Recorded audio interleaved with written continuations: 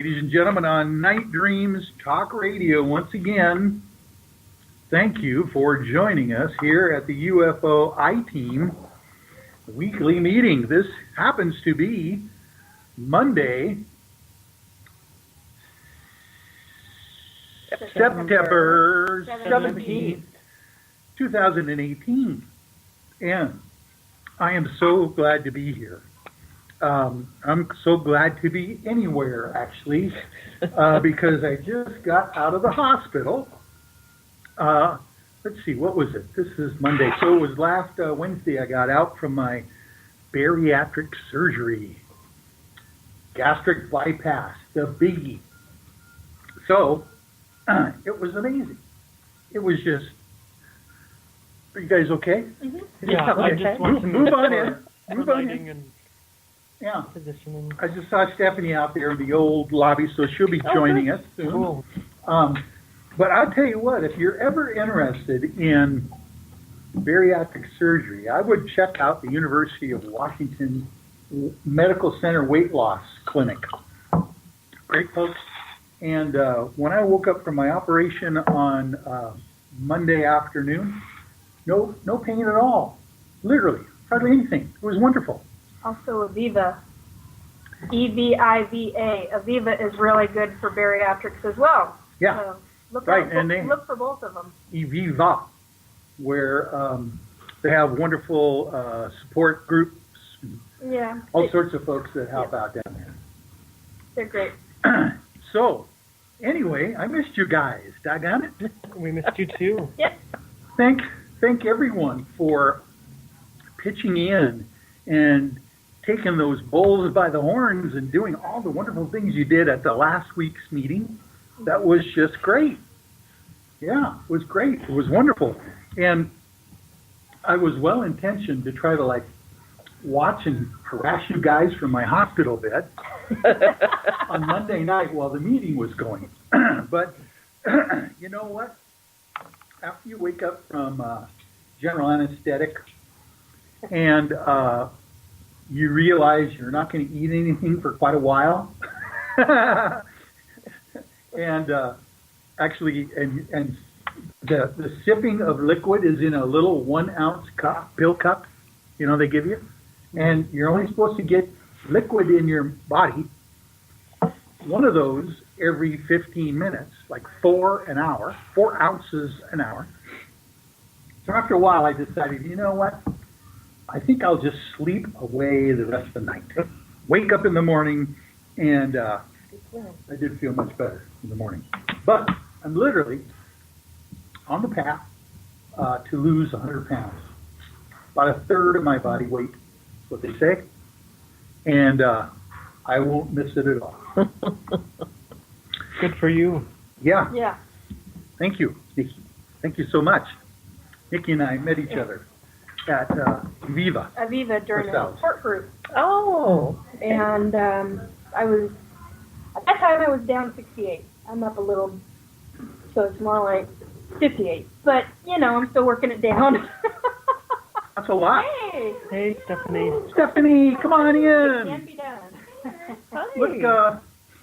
Look and sit. Yeah, I want you to sit right there. That'll be great. We'll get you on camera. Are you already started? Yeah. We're live. Started early. We are starting now. By the way, folks out there, just so you'll know, until further notice, we're going to go live at 5:30 on Monday nights, Pacific Standard Time.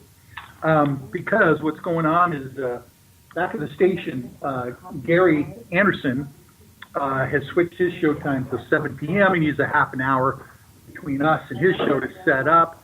So we're working with a schedule. No. But don't worry.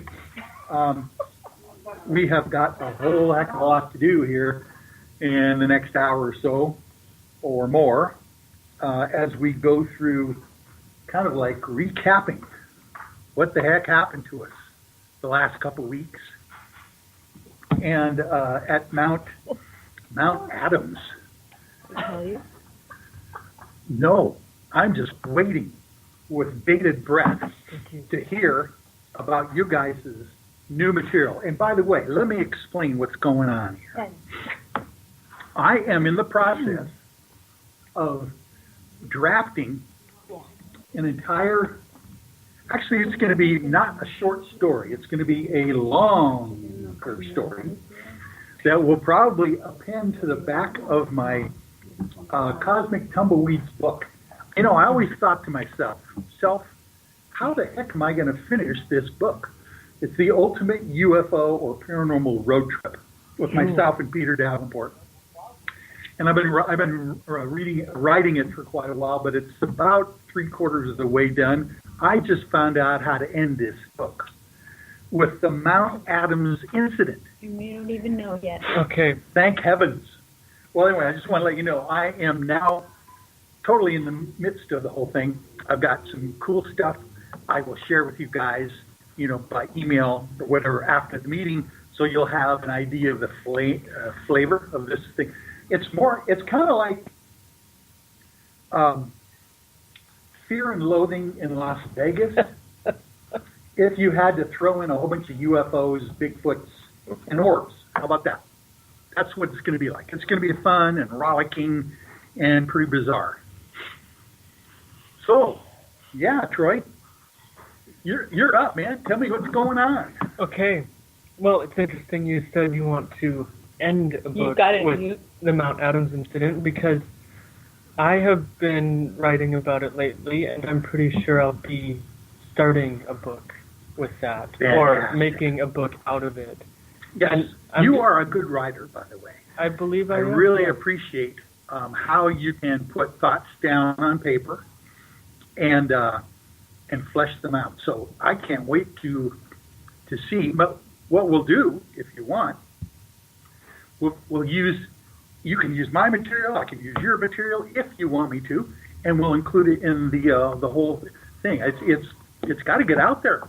Oh, I would love it too. Yeah, all of the things I've been learning since Mount Adams is just amazing. Or most of it has been memories, I should say, and things I've been bubbling learning. Up. Yeah, to things your, I've been your learning from the memories, and how it's all been piecing together naturally and so beautifully in this amazing story of cosmic and, I think, mystical kind of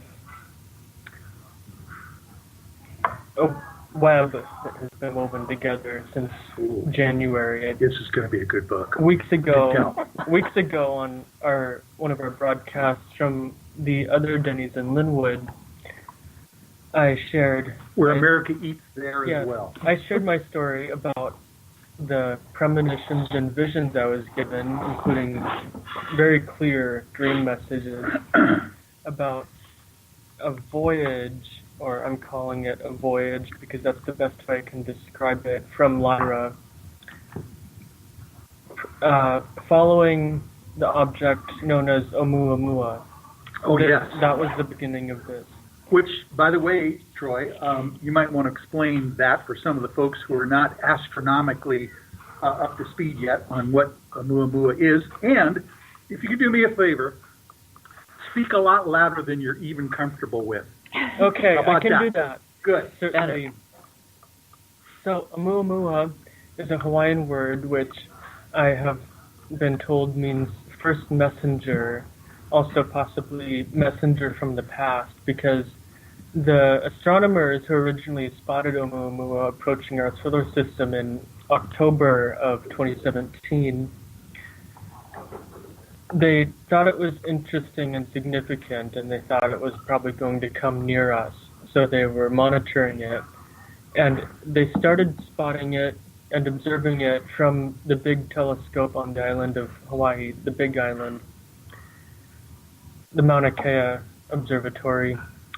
And they originally had some other name planned out for it or picked out for it, but they decided that because it was spotted first from Mauna Kea on the island of Hawaii, it should be given a Hawaiian name, and Oumuamua is the ideal name that one of the Hawaiian contacts of theirs came up with for them, based on the idea that this It was a quarter-mile long, by the way, supposedly a space rock, but it seemed to have a very high metal content.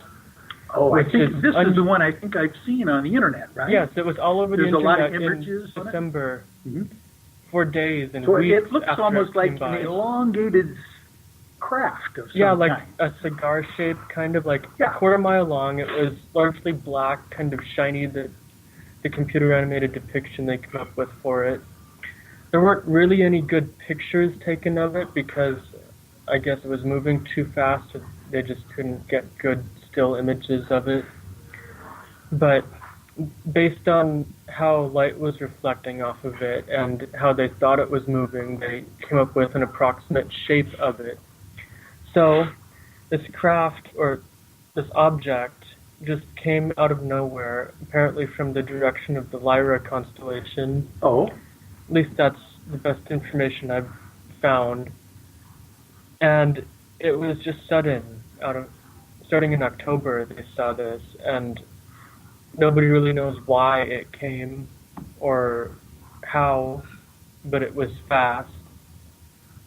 And it was very curious how it passed through our solar system because it didn't come by Earth particularly, but it did pass around the sun and slingshotted around our sun in a way that NASA uses to slingshot satellites and other craft around the moon and other planets, using a planet's gravitational field to enter the gravity and move around it and then off in a different direction. so what are the odds of that? Isn't that interesting? Very small odds if it was a natural space rock. Yes. And it was that led astronomers and scientists and, of course, ufologists alike to speculate that it was not a space rock. Yeah. And that there was something intelligent about it, intelligently created or guided. Okay. So let's get to the point of how Oumuamua now is related to Mount Adams and your book. Are you going to tie that in? I'm just beginning the processes of writing down my thoughts and memories. Okay. From the Mount Adam experience is what you're saying. Yeah, since then. We are calling it, by the way, folks, the Mount Adams incident. It is. I mean, you're talking. Let's get to the point here, first of all, to tell folks that we're talking extreme electromagnetic effects. Mm-hmm. Experienced multiple times during the 6-day period from August 27th August 24th through the 29th. And extreme magnetic effects, daytime and nighttime UFO sightings that are recorded on videotape, by the way. Missing time. Missing time, magnetized cart vehicles, and Sasquatch sightings, which I recently have come to believe myself that the Sasquatch sightings were not related to the missing time. They were two different events. Interesting, because that was an initial thought, because we have heard of people suffering missing time incidents in the presence of or in conjunction with Bigfoot activity. So, but now we're gonna throw everything into the pot here, just so you know, because there's some amazing stuff that have been coming out since we came back, by the way, that we can talk about too. So keep going. You're doing great. I would like to kind of get to the point of how Mount Adams incident has ended up tying in with the prophecy that I was given. So I was given these, first of all, a very clear premonition when I was holding one of my crystal skulls who was on camera a number of weeks ago. A Labrador. You want to show your friend today? This is a different one. Same one. This is a lapis skull that I was given years ago. You want me to hold up here so people can see? Sure. Just an example. He wanted to come today. His name is Luxor. There's an interesting story associated with him. I knew his name before I even was gifted him. There's Luxor. Hey, buddy. Thanks for joining us. We went to Mount Adams, or I should go back a little further. in January, I was given these premonitions, very clear,